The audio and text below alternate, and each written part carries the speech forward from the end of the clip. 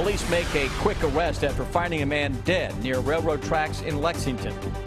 What deputies had to do to track down a mother after they say her 6-year-old had marijuana at school. As UK gets ready for its Thursday night in the national spotlight, students, employees, and others get ready for parking and traffic changes. Tracking, alerting, protecting.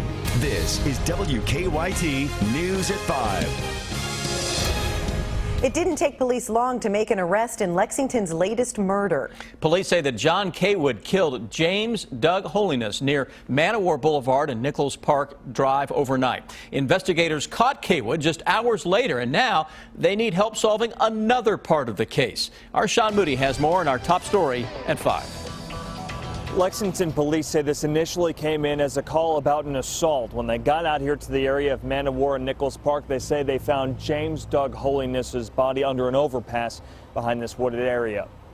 Police said Holiness's body was underneath a bridge where Man o' War crosses some railroad tracks. The only picture we could find of him was this mug shot. This is an area where police say they see a lot of transient people, and initially they didn't know who he was. They said it appeared someone had tampered with his body in an effort to conceal his identity. It wasn't long before they said they got a lead. Very early on in the investigation, after locating the man, we did receive some information that led us to the suspect. And then upon further investigation of that suspect, they were able to charge him this morning. That suspect was John Kaywood. Police charged him with murder, abuse of a corpse, and tampering with physical evidence. They didn't say what they believe happened, but they said Kaywood was in the area and was an acquaintance of Holiness. They're still investigating, and they want anyone who knows either of the men to give them a call.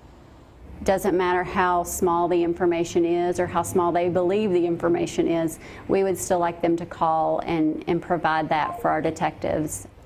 And in fact, the Fayette County Coroner's Office is still trying to find Mr. Holiness's family. They have not released his cause of death. In Lexington, Sean Moody, WKYT. Kaywood previously spent time in prison for an attempted murder conviction out of Bell County in 2001. A discovery at a school landed a Southern Kentucky mother in jail. The Knox County Sheriff's Office arrested 28-year-old Ashley Edwards after school officials found her 6-year-old with marijuana. WKYT's Victor Puente is at the live desk with what police had to do to track Edwards down. Victor? The Knox County Sheriff's Office says it was a school bus that led them to their suspect. They say this started when school workers at DeWitt Elementary found that a 6-year-old had marijuana at the school. That's when they began trying to locate the child's mother. The sheriff says at first they didn't have any luck, but they followed the child's bus home where they arrested 28-year-old Ashley Edwards. Police say they found marijuana and drug paraphernalia at the home. As soon as our teacher was made aware that the item was in the student's backpack, she quickly alerted the principal of the school, who then called local law enforcement and the child support services to make them aware. They handled the situation very well, as did the teacher. Edwards was charged with endangering the welfare of a minor, possession of marijuana, and possession of drug paraphernalia. She's now at the Knox County Detention Center. At the live desk, Victor Puente, WKYT. The Department of Social Services released the child to a family member. A woman died in an early morning crash. Our county-by-county coverage begins in Mercer County. The sheriff says the crash happened around 6:15 this morning on US 127 north of Harrodsburg. The victim has been identified as 64-year-old Barbara Robinson. We're told another car heading south didn't see Robinson pull out and crashed into her.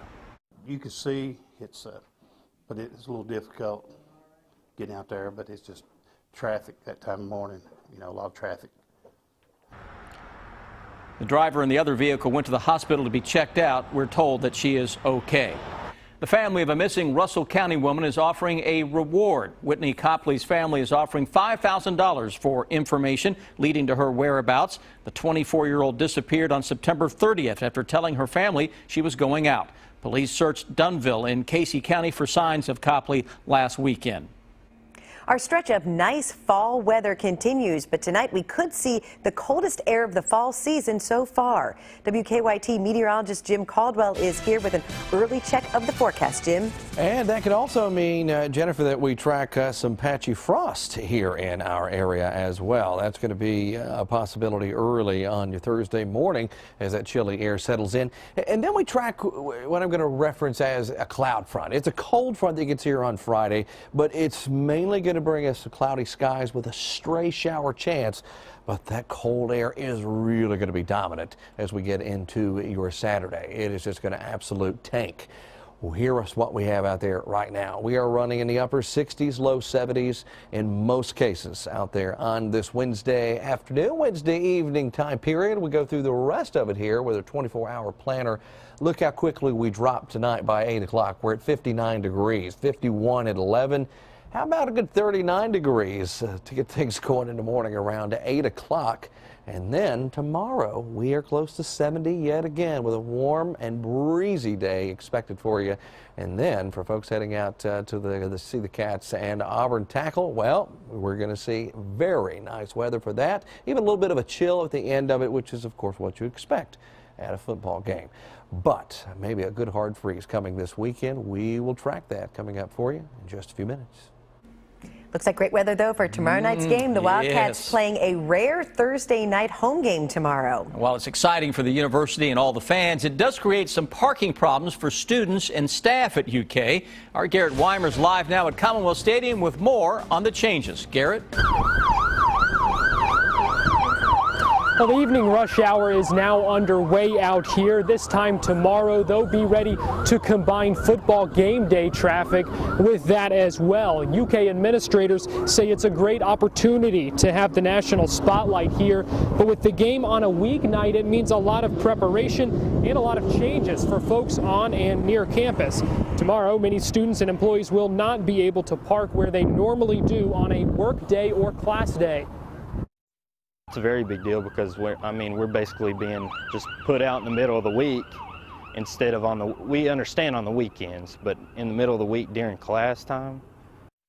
The plan is for those employees and students to park at several pre-arranged locations such as Rupp Arena, Whitaker Bank Ballpark, and Southland Christian Church on Richmond Road. Then they'll catch a shuttle that will bring them to campus. But the expected traffic and all those changes, it doesn't just impact those people, the employees and the students. It impacts more than that, and I'll have more on that coming up at 6 o'clock. Live at Commonwealth Stadium, Garrett Weimer, WKYT. And in that live shot, you got a real sense of how busy that area is with the sirens and all the traffic behind Garrett there.